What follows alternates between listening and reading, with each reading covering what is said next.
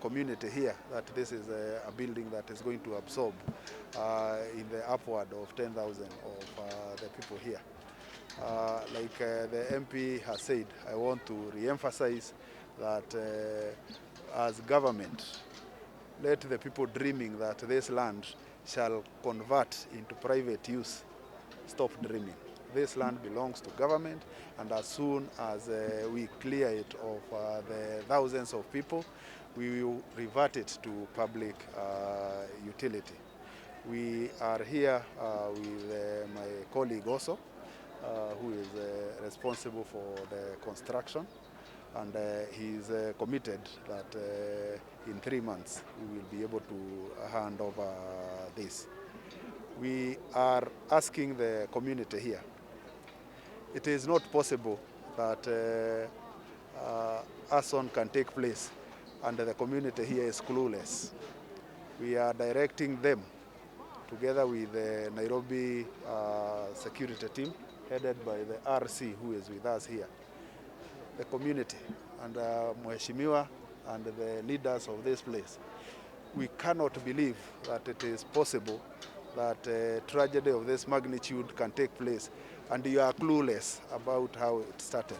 And we are urging you to volunteer any information that you have to the RC. We are going to open a desk at the RC's office at Nyayo House so that any information that you have that can help us trace the perpetrators of this thoughtless action very quickly. And we urge you to be cooperative with the security agencies, with our intelligence agencies, so that we can at last bring these guys who caused this to book and face justice. But before we go to a meeting, probably PS, you have something you would want to add? No, thank you so much, PS. I think you've said all there is to say. Ours is just to commit that this market is going to be completed.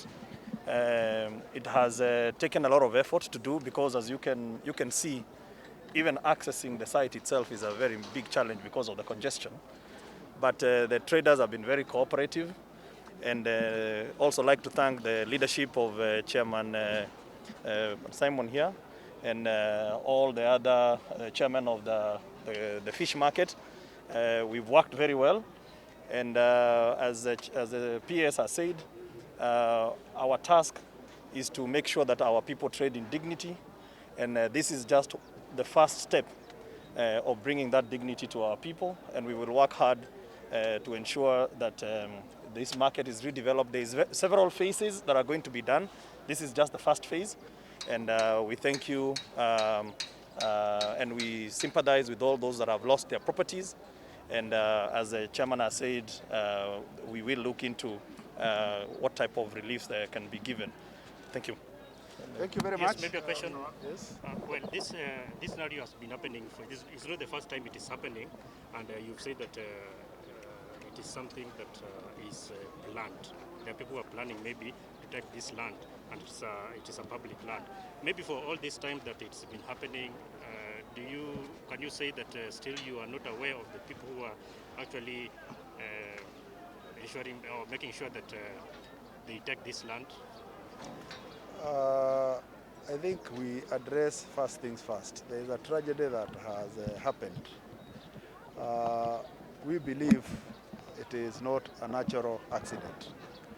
And like very many of such accidents, which happen in, of course, highly coordinated manner, we expect a lot of cooperation with the people who live here, because that is the only way you trace back who could be responsible for it. And that's why we are opening a desk at Nyayo House to ensure that in confidence, people can volunteer information.